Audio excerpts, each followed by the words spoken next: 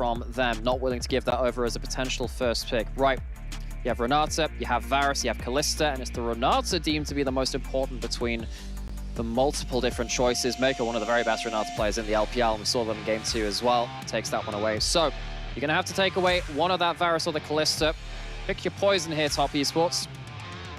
See what they want to go for. I think that the Kalista kind of feels like, one, Jackie Love looked very comfortable on it. This will be 3 for 3 if he does lock it in, and he does. But it is also that massive denial from that bot side again. I don't think there's many bot lanes that are stronger than a Kalista Renata outside of Ashe comboing up with something like a Varus. So now that Kalista's locked in, there is actually a chance that we see something like a Draven locked in for Alp. Very good against the Kalista, very good with the Renata as well. It allows you to play around those very bursty trades. Again, use the extension of your HP bar, takes it below 0 and means you can play for a longer fight. Cream, 3 games of Azir for his first games on Top Esports. Keep that one on rails. The Orianna is available for Knight if he wants it, but will he want something which... I mean, LeBlanc is up and available, you're right, but are you going to get yourself the same situation where you get such a devastating lead at level 1 and get that first You know lead? what? He doesn't care. Knight says, you know what? I'm him, and I will get that back. So again, this is 14.1B, this is the hotfix and the BLG. Yep. Go back to what worked in game number 1. Massive winning lanes, massive kind of damage coming out here from the early stages of the setup. And honestly, for Top Esports, it's about trying to match that. I feel like if you're just going for late game, it's not going to work. So maybe they look for a little bit of a trade-off in terms of the support. I wouldn't mind seeing something maybe a little bit more standard aggressive, but you know what? I'm open to suggestions. I say Soraka's coming through. So, all right, that's going to be very interesting. Of course, you can use a lot of poke from the Soraka with the Q landing. It's actually quite a strong laner as far as enchanters go.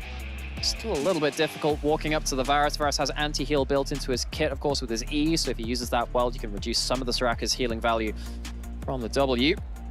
Very different pick. I haven't seen a Soraka in a while, actually, especially in the LPL. But Mako, as we said, is one of the players in the LPL that actually very much succeeds on range supports. It's been something where he's really gone towards. But this does leave jungle and top lane once again getting their pools pinched. BLG don't really want to see 369's Udyr again. That's off the table. Cassante still around as well.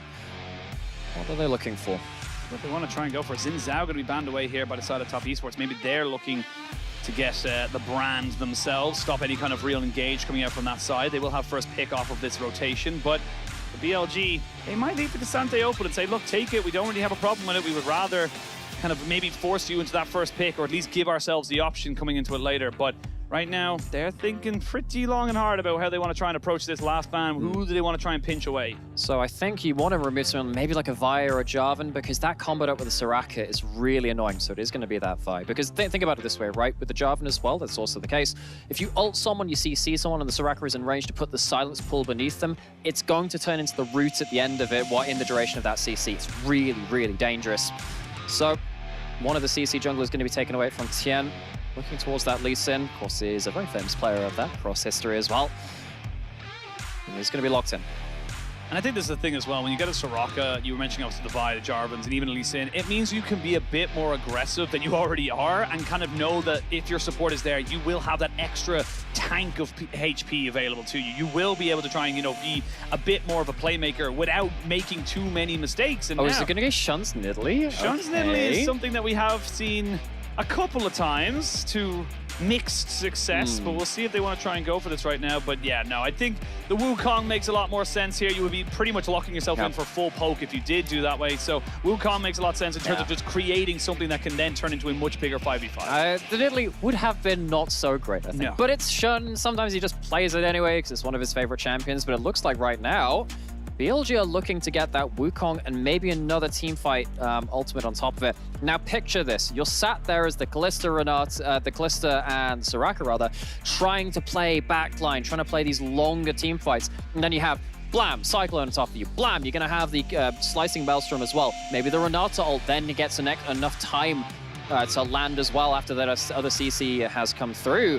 It's very hard to play as the backline now from Top Esports. Yes, the thing is you've got so many, as I always describe them as, Venn diagrams of death that can come in here and really try and disrupt you here. But if you're able to kind of get away from those big ultimates, there's very little kind of threat inside of a 5v5. You're looking at poke most of the time here from BLG, whereas Top Esports, they have sustained long kind of chase down potential with things like the Vizier, now the Scion, to be able to stand in front of everybody and just tank up all that damage. And with that Scion, with the Soraka backing them up, and potentially something like the Safeguard Shield is not negligible in that case too, you're probably going to have to see Elk going towards an on-hit to be able to cut through that. You might want to go towards the more pokey lethality build just for early game control over the Kalista, but at that point you're risking 369 taking over the game. Bin's gone towards that Kennen. He's one of our best Kennens in the league. It's him and Ala, really. Those are the two which I'd put towards that one pick. But even then, it feels like nowadays you can get an early game advantage, a laning advantage, but eventually the tank items come through and you can really struggle to succeed in side lanes. Yes, you really, really can. But again, more kind of vibes and different styles coming out here from the side of BLG, looking to try and flex their prowess of many different champions over many different games. It's only the first series of the entire split. And Top Esports, they're keeping it slow and steady. They're keeping the core of what has worked for them, and they clearly understand it. The Kalista and the Azir, that's what they want for their carries, and they feel like that's the best combo.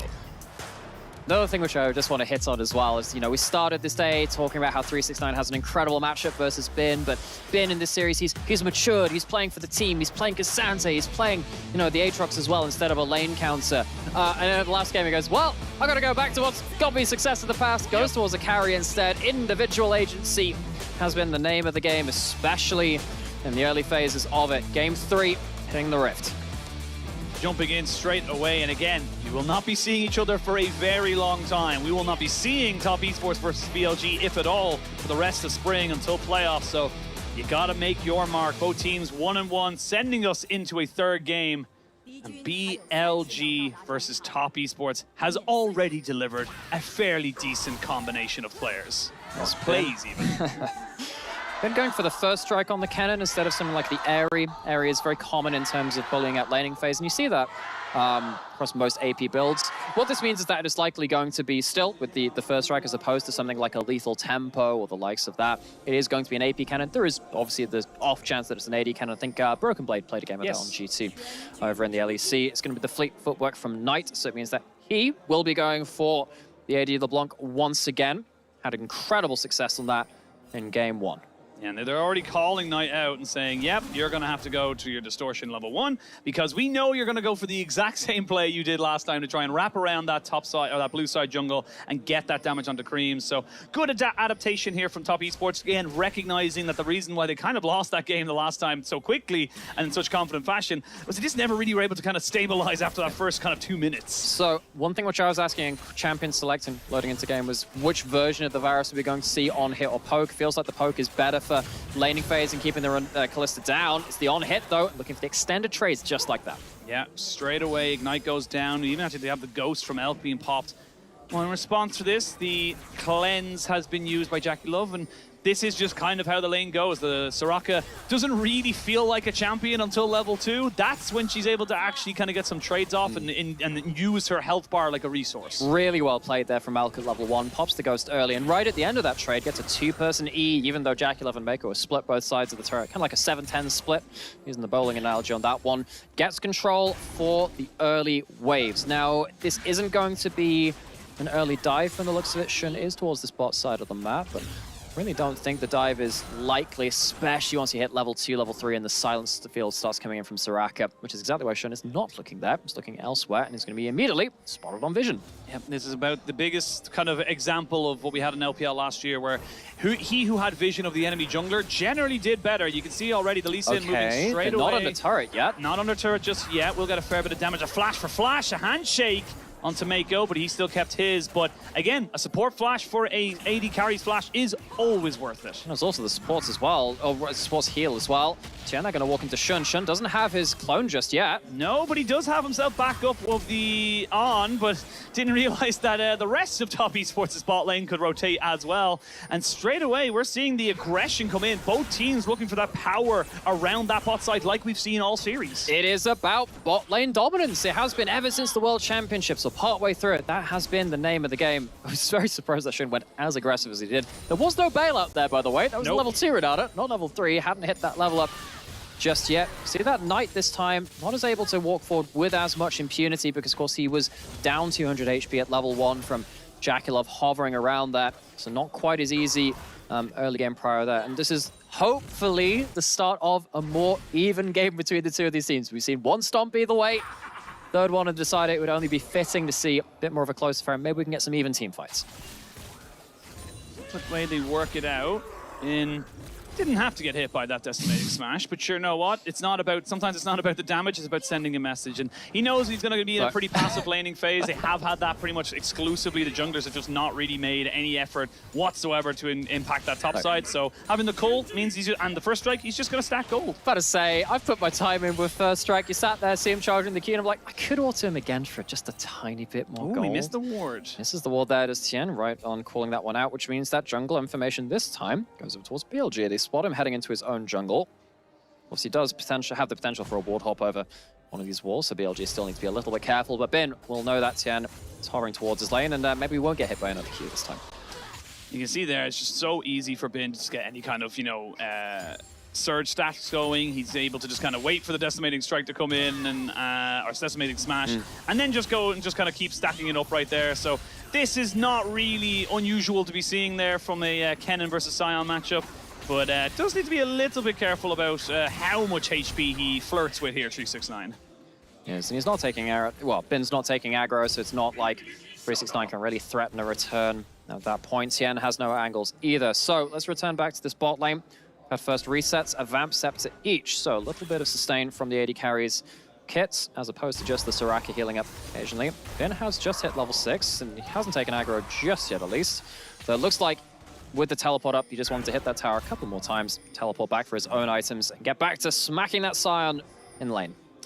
Yeah, teleport coming in from the Sion, already building a Bami Cinder, just in a good spot in general to make sure that they are able to have the HP and also the wave clear. Helps the tower from getting a beating, but you can see there on the mini-map and also to the top left, the Dragon has been started here by the side of Tien, and they are going to be able to try and just secure themselves that very early objective. No real response coming out here from BLG as of right now. Yeah, despite the early game push from the early few waves, partly because of that excellent level 1 from Elkin on, they can't get wave control just there, which means that they are now the ones having their favor return to them at the timing of Dragon. So early objective going over to the side of top Esports, even in gold, nothing's exploded quite just yet. No first blood either.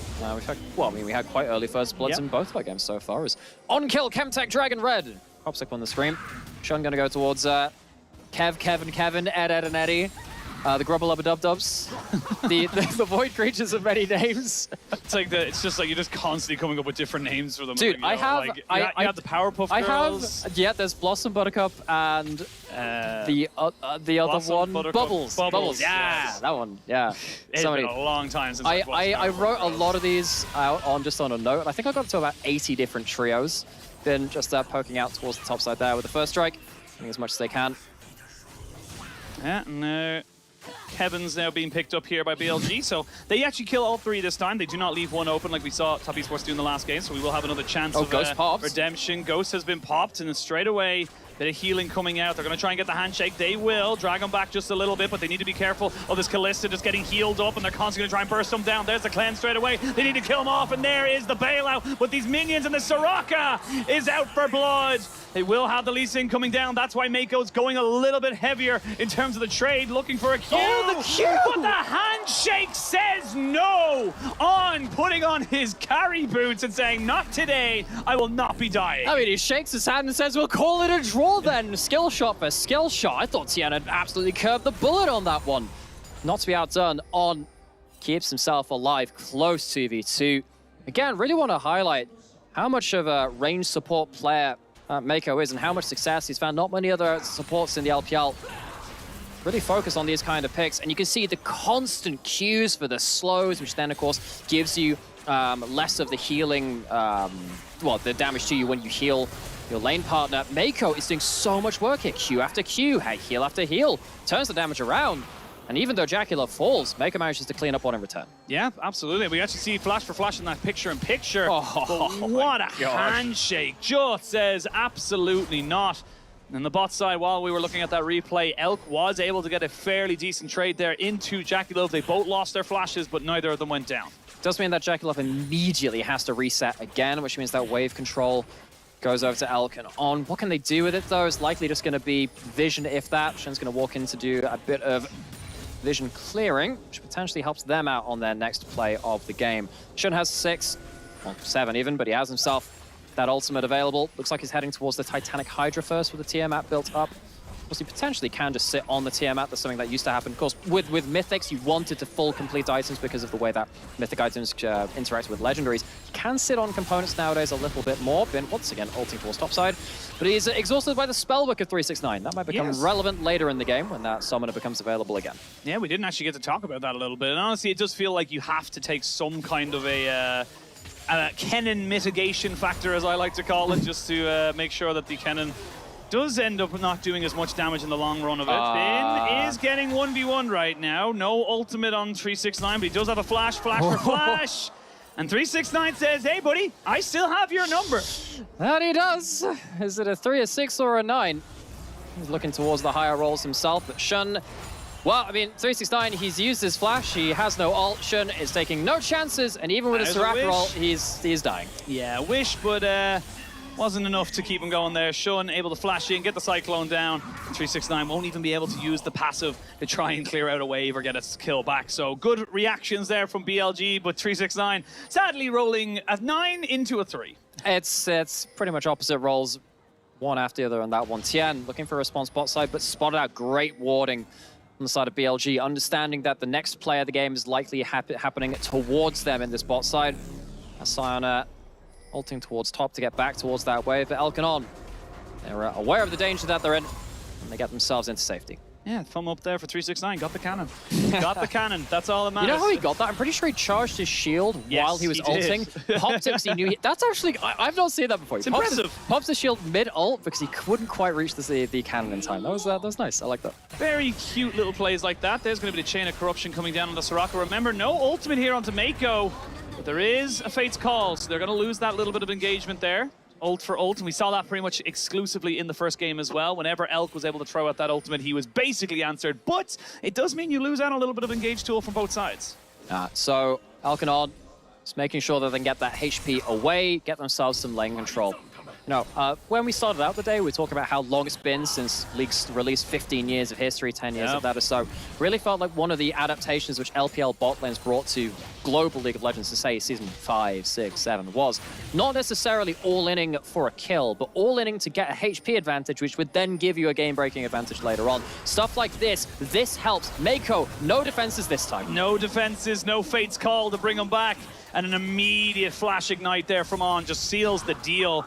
They will lose a couple of the Kevins, but they do not care because they are looking for the big old dragon. And that's an Infernal Dragon, which again just gives you that extra little bit of stats that scales exponentially towards the later stages of the game. And see what rift we get after this one. Going to be some plates down either way. They still have 3 Void Grubs, which means that the on-hit damage on towers is nice. You need to get 5 to get the mini grubs coming out, the mites. 6 of them obviously doubles ups as well. Not going to be the case for this one.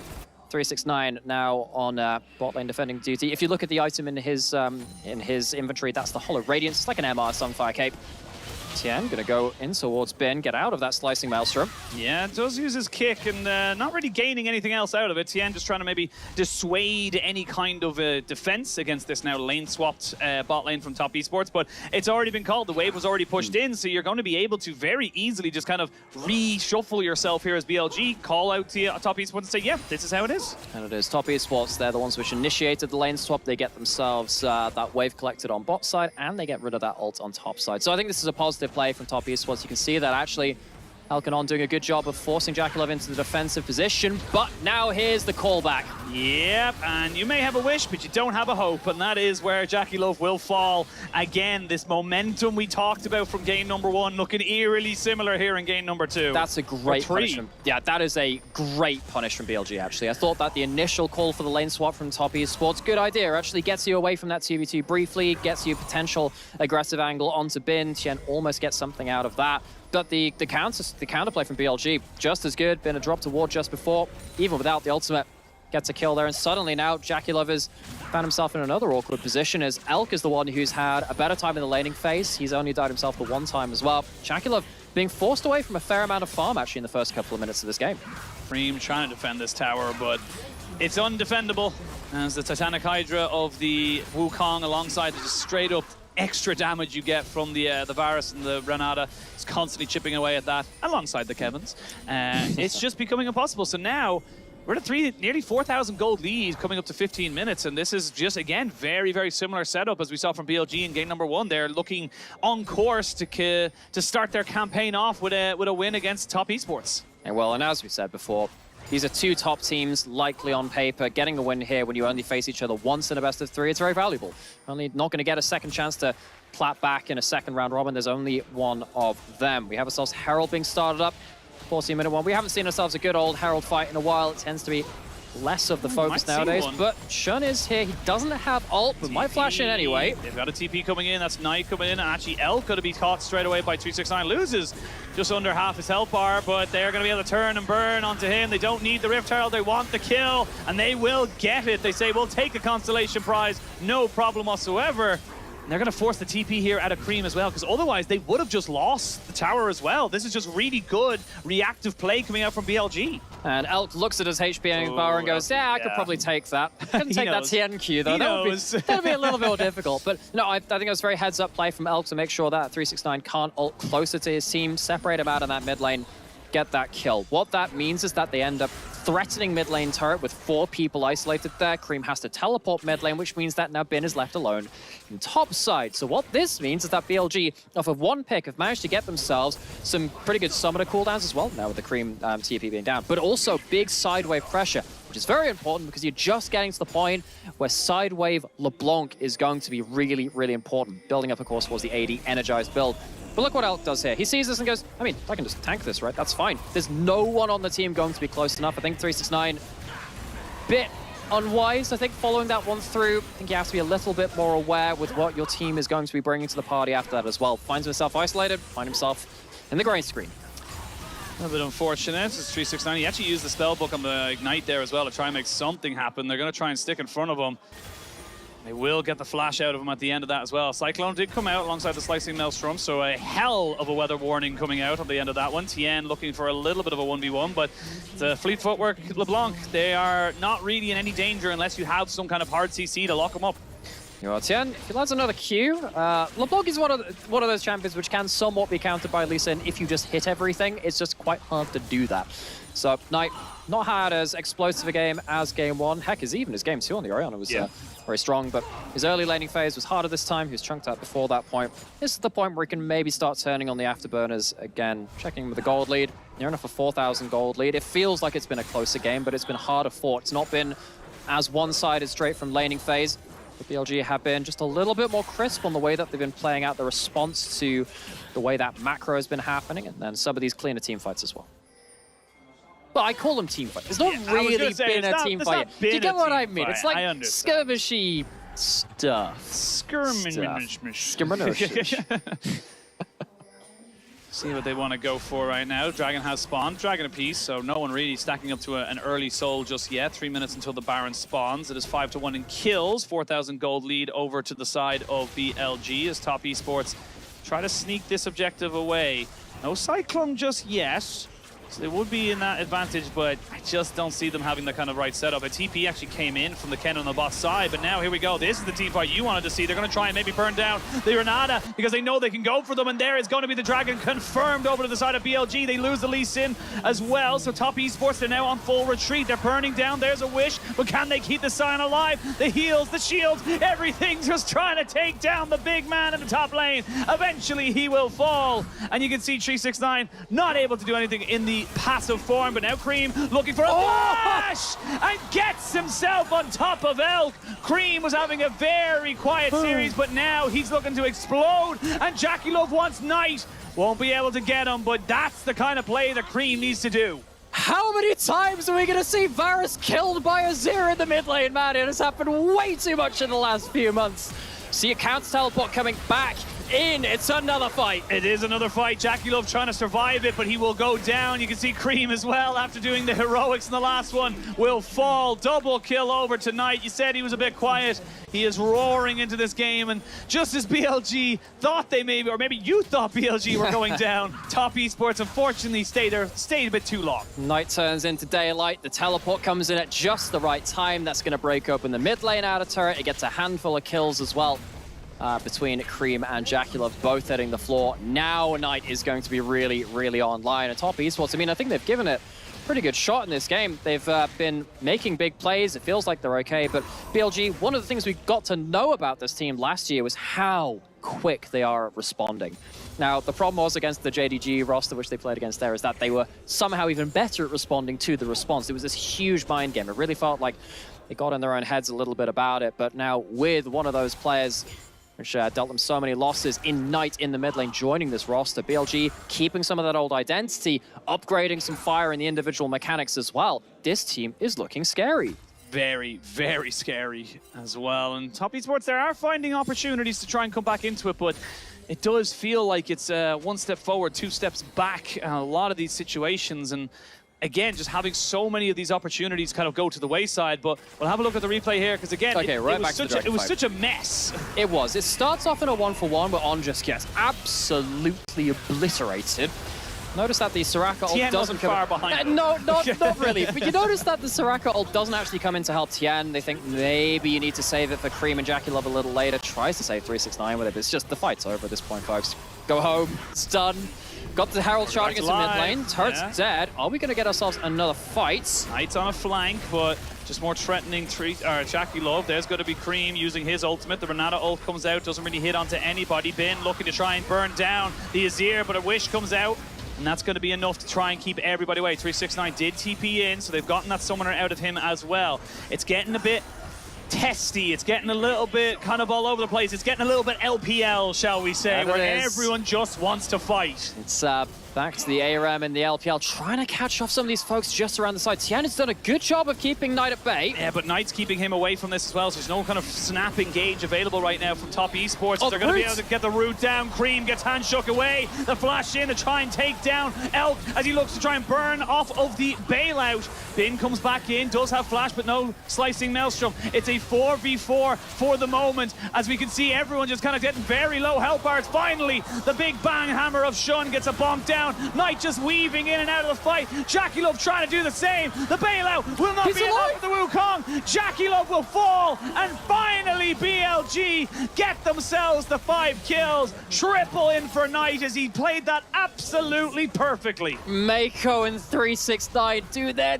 damnedest to try and keep Jackie Love alive for as long as possible. It's just not enough. Knight's LeBlanc, I don't care if it's the hotfix nerf. This LeBlanc on this player is just too much to deal with. Knight once again putting Top Esports, his old team, the team which chose their logo after him.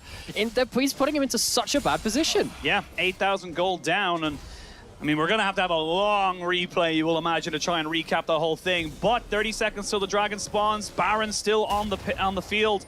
And let's have a look at this one here, because again, it's all over the place. And you'll notice that for most of this fight, I mean, from this angle as well, Knight has not really entered the fray yet. The Azir turret's doing a good job of zoning out. There's some good defensive flashes. I think Top Esports, honestly, from this position, do a pretty okay job of buying time and space. They just don't have the extended mobility. Once the second round of cooldowns come up, another distort comes up. You don't have another round of flashes. They are once every 5 minutes. You're only going to get to use them once this fight. It eventually works out in BLG's favor. And somehow, some way, they problem solve their way around this extended ARM from the mid lane.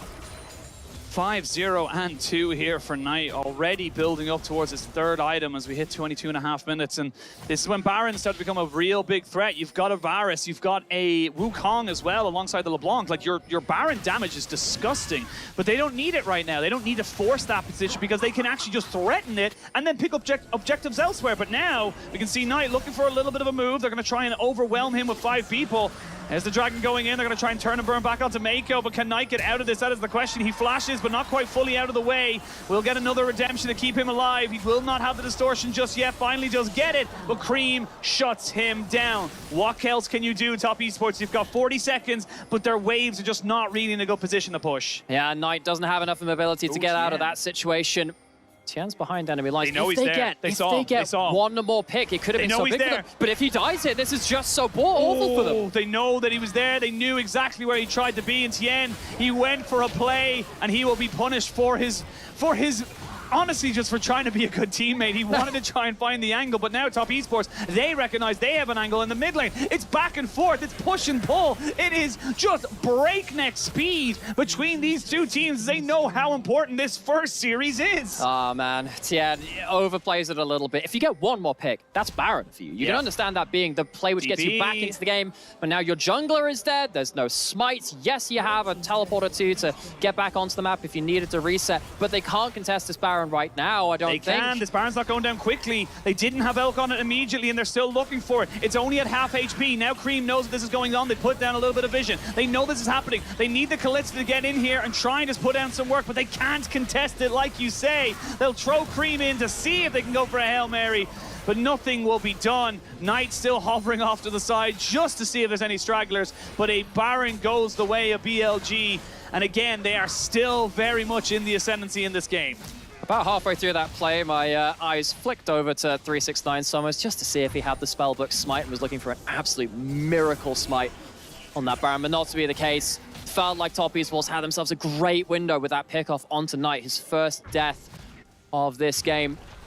But one thing leads to another. They are absolutely in much worse place now. Baron's down, gold further down into the deficit as well. Extra items being hit by BLG. You can see that this Varus, who's been doing an awful lot of damage throughout most of this game, has got himself up to 2 items with that Terminus involved. And heck, Bin's got himself a 10-stack Magi. So that'll be extra movement speed between that and then also the Storm Surge as well. Lots there. And Knight is toying with Cream towards top lane. He's toying with him, but Cream's not coming out of this, you know, feeling bad, I think. I think that's a fair way to put it. But I think Knight as well, just knowing the limits of this champion so well. The Lich Bane being picked up for Cream does give them that advantage in that. But also the Storm Razor for Knight means that those first auto attacks, they just hurt so much. They do. And also with the Storm Razor, it speeds you up when they hit as well now. So between Fleet Footwork speeding you up and then also the Storm Razor speeding you and the Cyclo Sword slowing you down, the move speed differential is so hard to play around. Now BLG, they're pushing quite far forward, maybe over pushing.